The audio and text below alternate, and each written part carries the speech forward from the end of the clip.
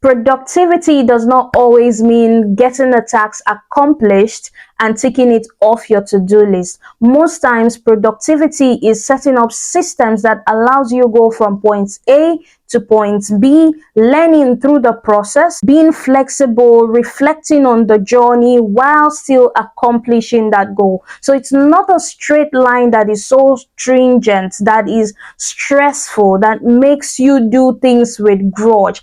Being productive with systems allows you room for flexibility, allows you room for accountability. So you see that it's not just about probably reading 3 chapters of a book in a day. It's about learning, intentionally learning from these 3 chapters. You may not even read up to 3 chapters that day. You might read 1 chapter of that book, but you will learn a lesson that will revolutionize your finances. Oh my God, that's the first time I'm saying that word without stammering. Now, what systems allows you stay productive without burning you out? Number one is understanding your vision. So what's your vision statement? Who do you want to be in the next 2 years? What are you going in for? What's that image of the woman you want to become?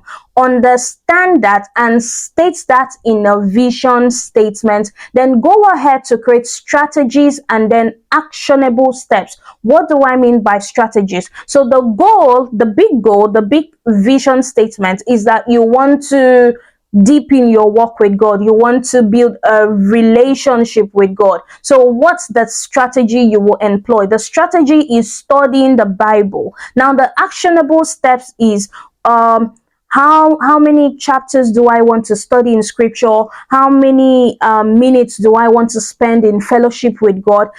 Putting in consideration your work life, your family time, your studies, and all of that. So how many minutes can I effectively dedicate? So what charity mission do I want to commit to? So, and how often do I want to do it? So in tiny steps, you come up with a plan that suits this big strategy you see. Now, so when you define your vision, you will be able to drive towards this goal. So it's no longer about ticking things off your to-do list. It's about staying diligent to your vision. So you want to deepen your walk with God. If you do not read 3 chapters of the Bible in a day, you are not perturbed because you dedicated time to studying a chapter and you studied it effectively. Now, studying effectively, you might,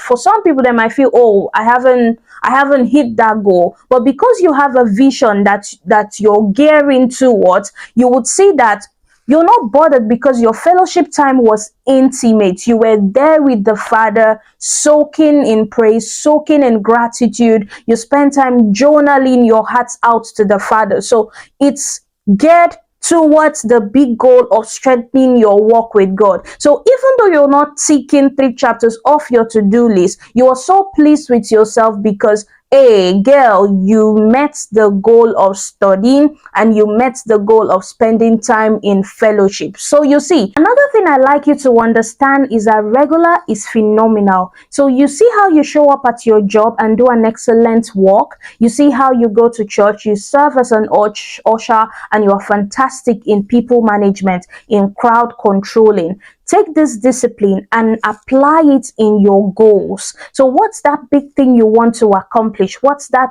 goal? What's that vision that you see of yourself? Take this regular.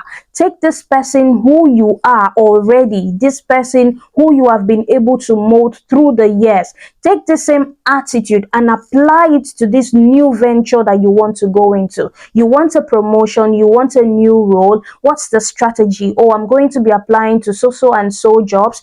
What time do I make for these applications? What do I need to do? Do I need to work on my CV, revamp this? Do I need to get on LinkedIn? What are the keywords that I need to search? Who are the people I need to speak to? People in my circle, how have they been able to navigate this? Now take your regular. You are able to, even at your job, you're able to pay compliments to people. You're able to ask questions.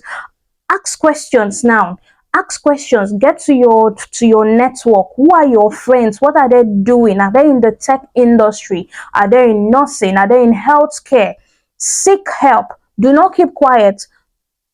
Take your regular, take the discipline you've been applying in your job, take your ability to collaborate, to network, and apply it to this new venture that you want to go into. So do not take for granted your regular, because it is phenomenal. Now, another thing for creating a system that allows for productivity is understanding the MIT method. Most important thing. What's your most important thing? What's that important goal you have to accomplish? Probably in the first quarter, probably in the next 2 months, or in the next month. Pursue that goal first. Get that task accomplished in your most productive hours of the day. Call that friend, network. What's that thing that is most important? Do it first. My most productive times are the mornings. For other people, it's in the night. So whenever it is that works for you, attack the most important things first. And this is it from me to you. So understand that ticking off your tasks from your to-do list is not just a straight stringent line. It should be a system that allows you accomplish your goal while you learn from the process and enjoy the process as you go along. I know you're not asking, but this is the book I am currently reading. It is C. Jane Lead, and it's written by Louis Frankel, 99 Ways for Women to Take Charge at Work. This is the book I've been reading in the month of August. August is almost finishing, and I am left with a few pages from here to here. See you in our next video. Love, light, and